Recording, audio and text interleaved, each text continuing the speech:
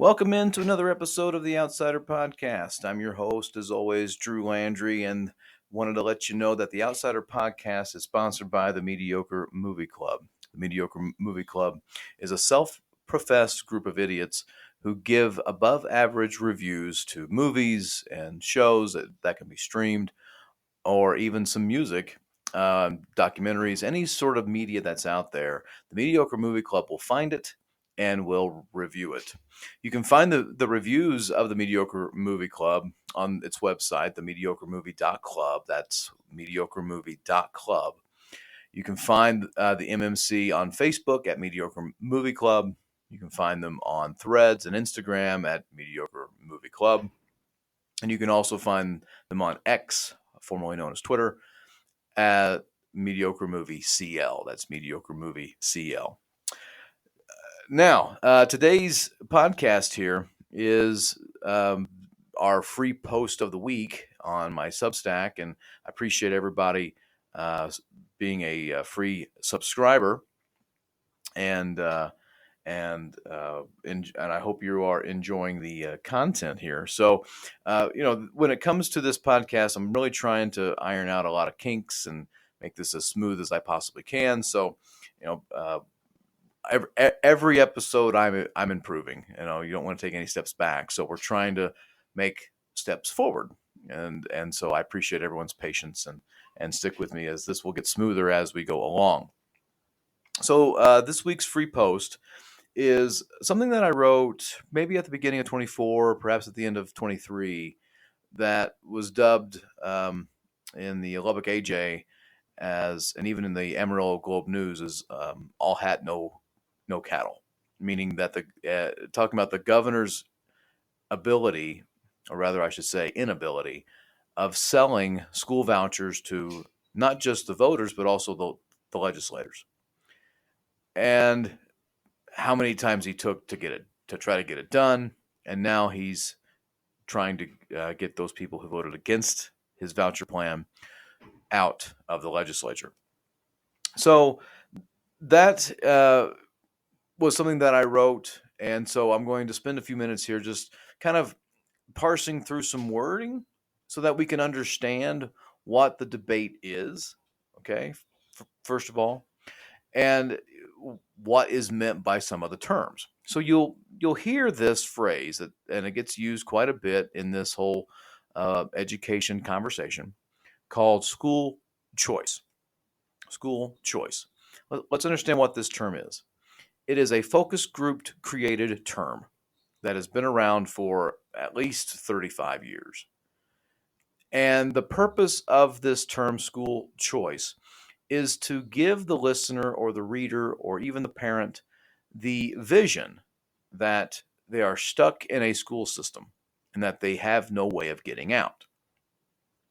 And that sounds like something terrible, like the song by Elvis, Suspicious Minds, we're caught in a trap, can't walk out. Well, that's what they want people to feel, particularly parents, that the local school is no good.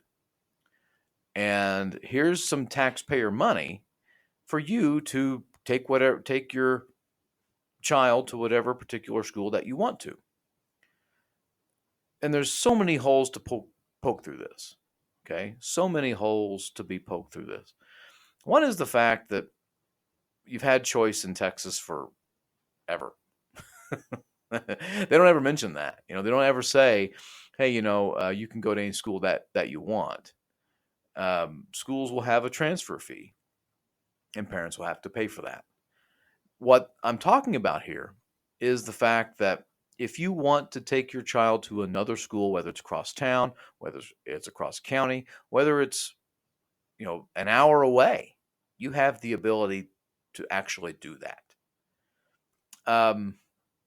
And they don't, that particular part of the conversation is never really discussed.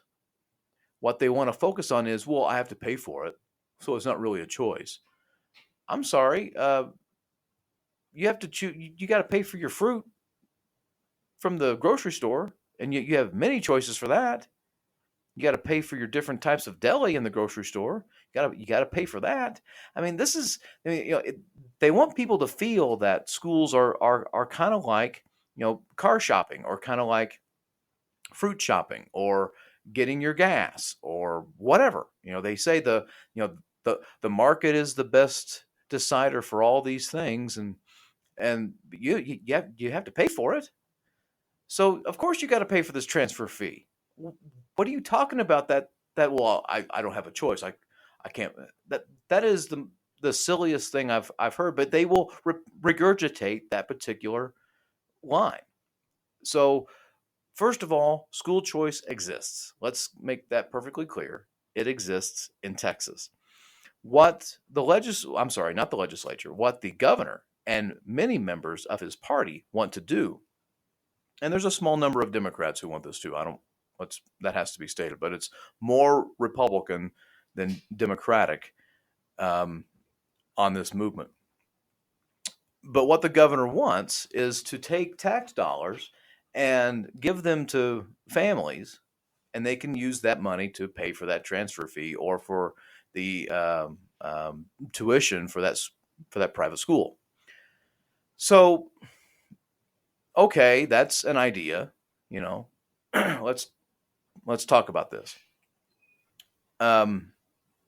First of all, you should know this is an issue that I've studied intensely for a very long time, and I am very passionate about this issue. So the person talking here actually has some credibility on this issue. The fact that my undergraduate degree is in education, and it's the fact that I studied all this stuff, should really, help you understand this. What the ones who distort it all, they have no background in education, and they might have an economics sort of degree with all this, and they give an economic perspective, and they don't understand that you can't measure schools the way that you can McDonald's.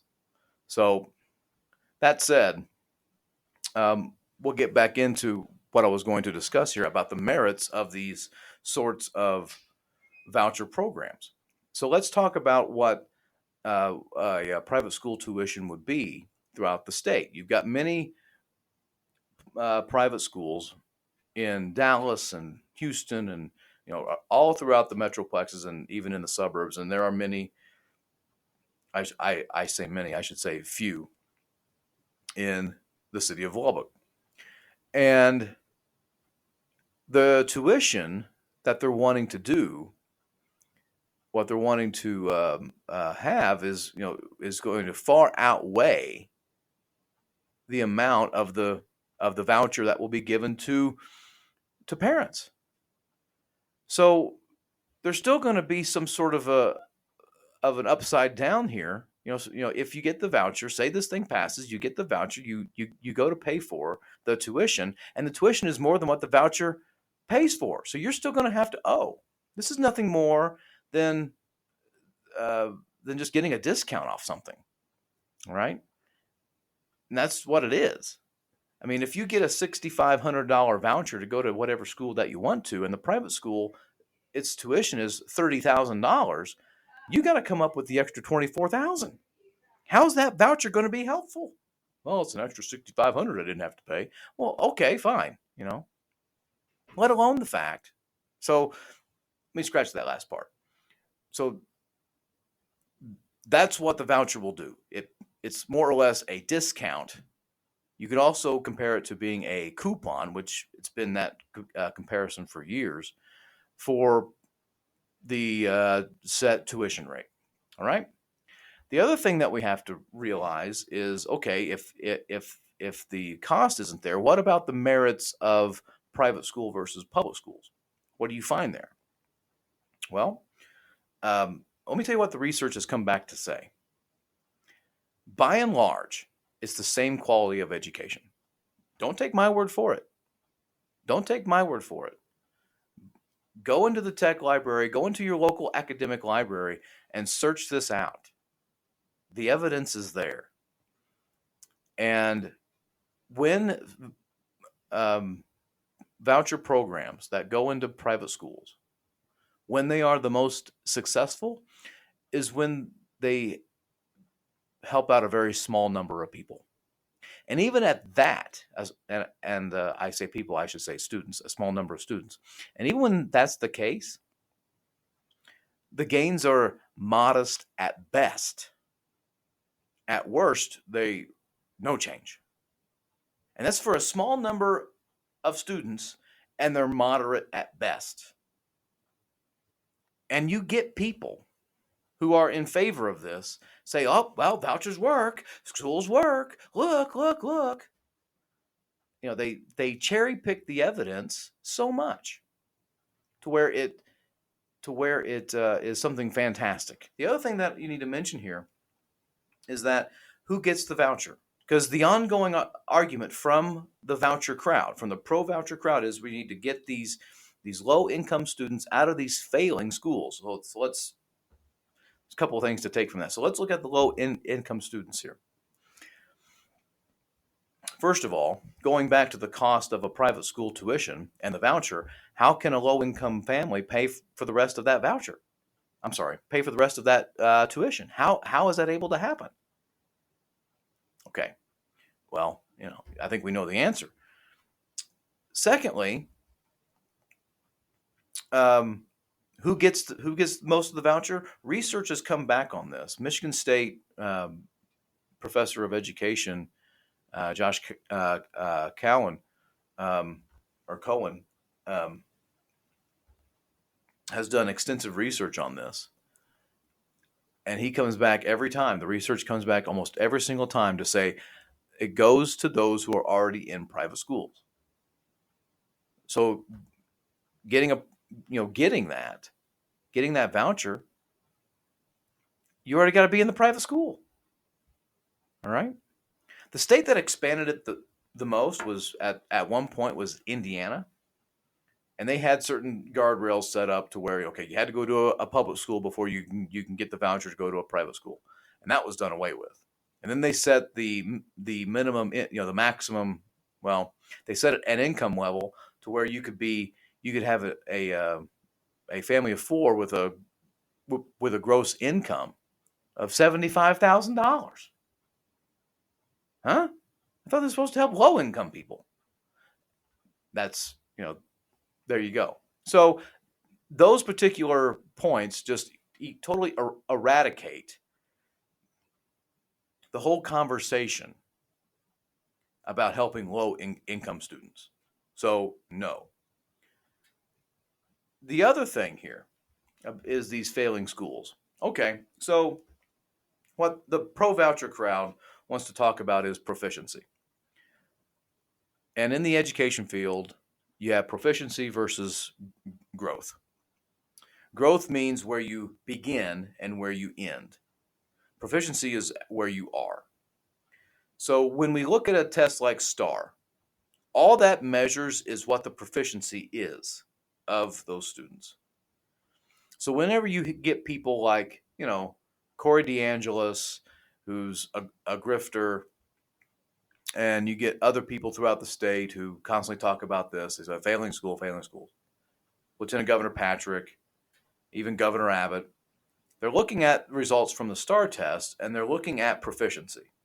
So they'll say, well, you got, sixth graders reading at a fourth grade level. Okay. What they're missing out is that perhaps that sixth grader started at a first grade reading level, and then by the end of the semester, or by the time that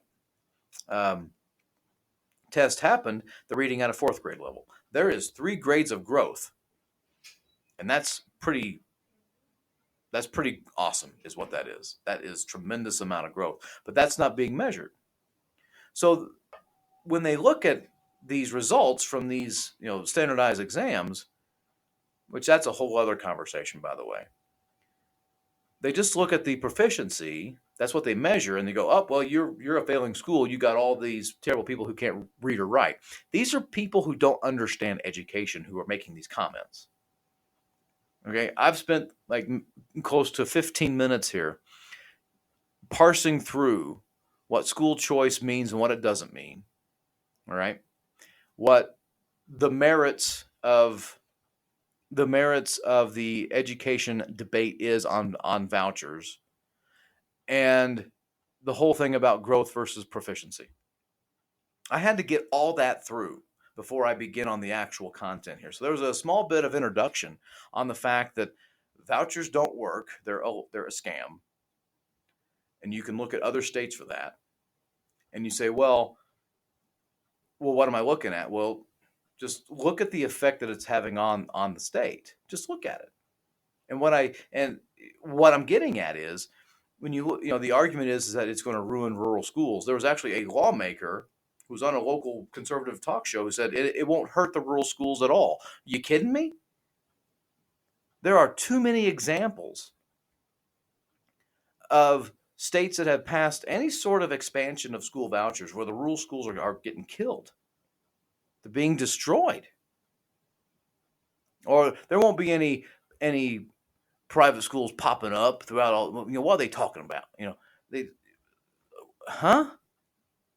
Again, look at other states. State governments is kind of like a copycat league. Whatever happens in one state could happen very well in this state, or could have detrimental effects on this state. So let's not do it. That's what's happening here. You look at what's happening in other states. Look at the corruption. That's a whole other conversation too.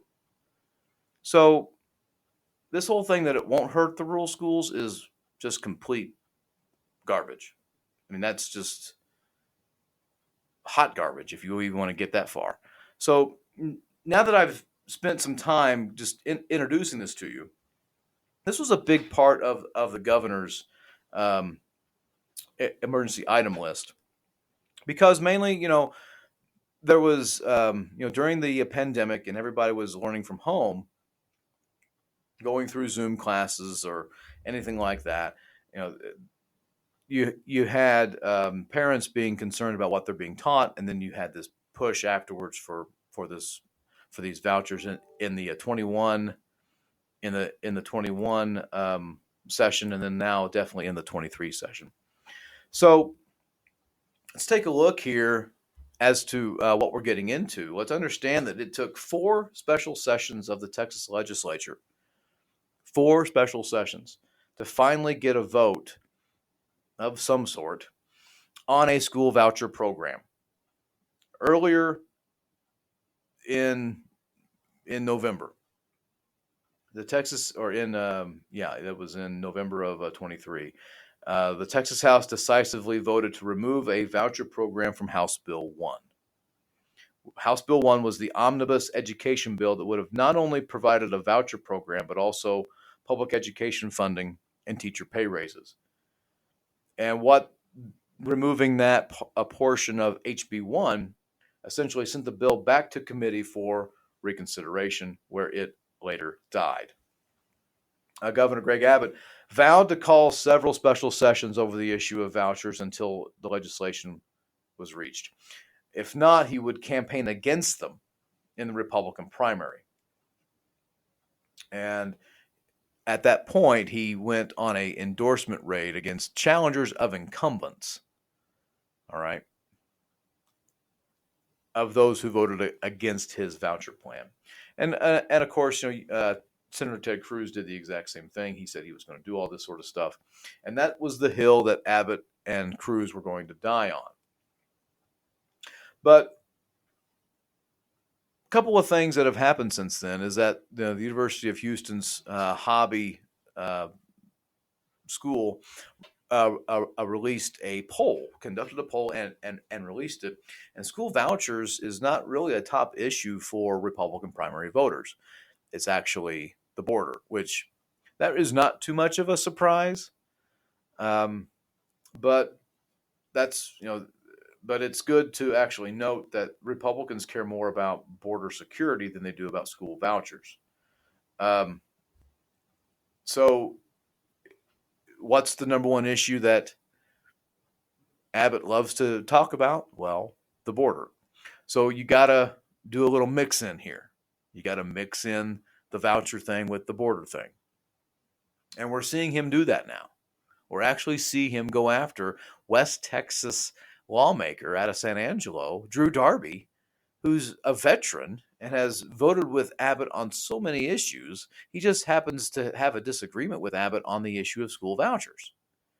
So now Abbott is going after Darby, saying things like he's soft on the border, saying things like he voted to give illegal children free education in the budget, which political observer and legislative uh,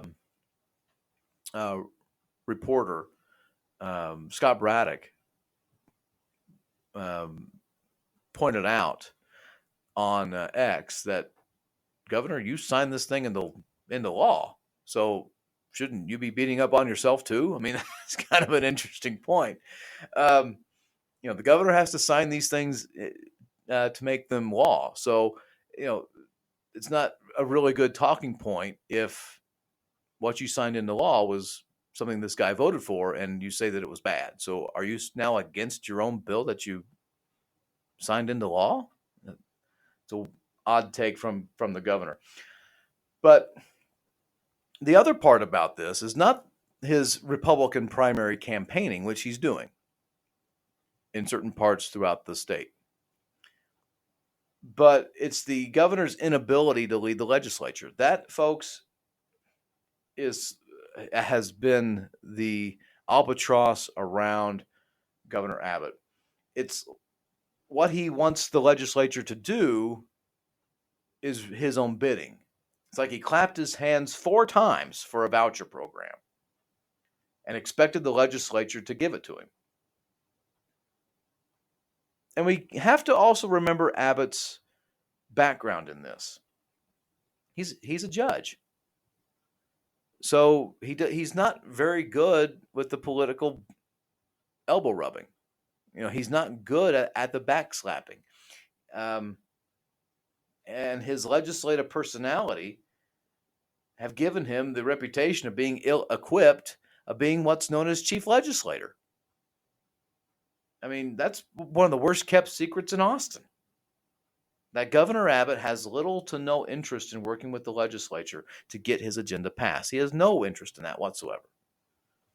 It's just not who he is. He's prone to threats, but actually rolling up his sleeves and throwing open the doors to the governor's mansion and inviting lawmakers in to come up with some sort of a deal is not something that he does.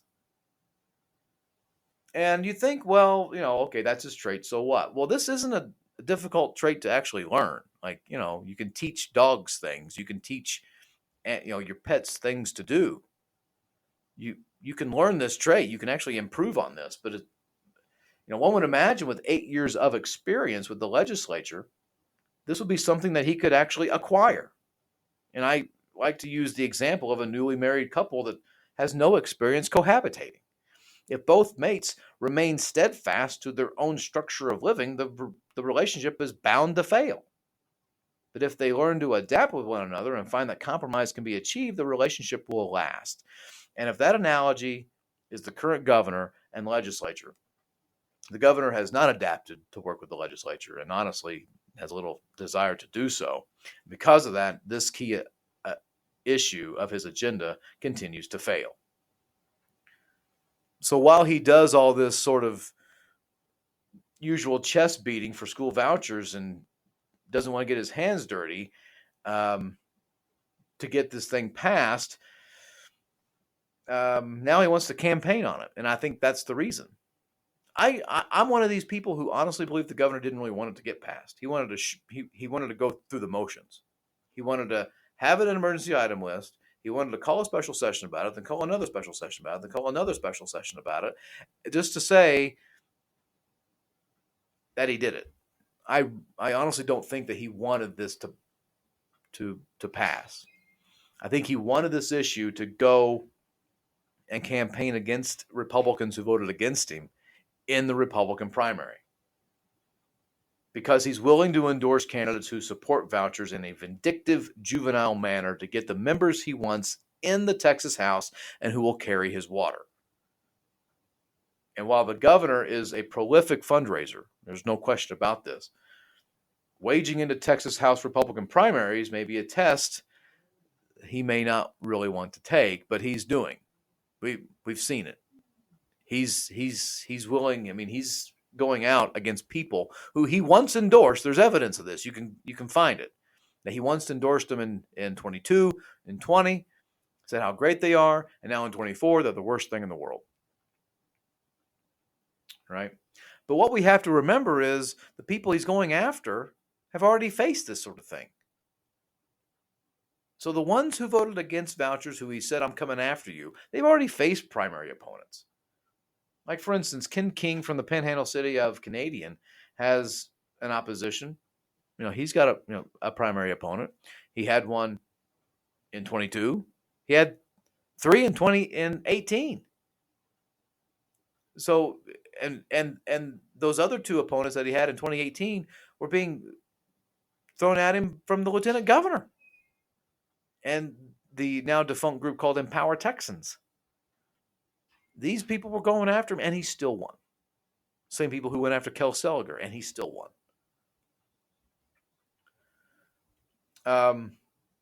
Same to be said about Ernest Biles. Same thing about Drew Darby, Travis Clardy. These rural lawmakers have had the primary opponents in the past, and they've stood firm. Now you say, well, maybe they didn't have the governor's touch. Okay, that's possibly so. But are they going to get the governor's money?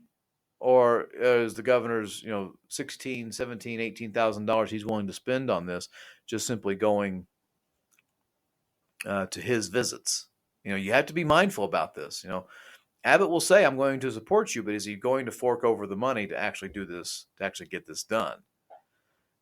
There's another particular primary in the Lubbock area and for House District 83 where the challenger, Wade Cowan, has the endorsement of the True Texan Project, Ag Commissioner Sid Miller, AG Attorney General Ken Paxton.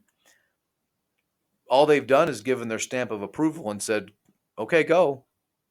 I looked at the 30-day Texas Ethics Commission campaign finance reporting, and Cowan has no money from Miller or Paxton. And yet you'll hear people say that Sid Miller does not want Dustin Burrows to come back. I can point you to people who have heard him say that. Of course, there's an ongoing feud with Miller and Burrows, and that's a whole other conversation for another time. But let's be clear. If they were that dedicated to wanting to oust a rather powerful Republican in the House, you'd think that they'd put some money behind it. You'd think they may get more than one person to run. You'd think there'd be other avenues taken here, that they give them a lot of money, or they just instead of making a video and saying, okay, utilize it in some way, no, or that they make mailers for them, or they come over here to actually campaign. See, that's the difference. Paxton's done that in a couple of places. I haven't seen Sid Miller do any of that, but Abbott's been doing it.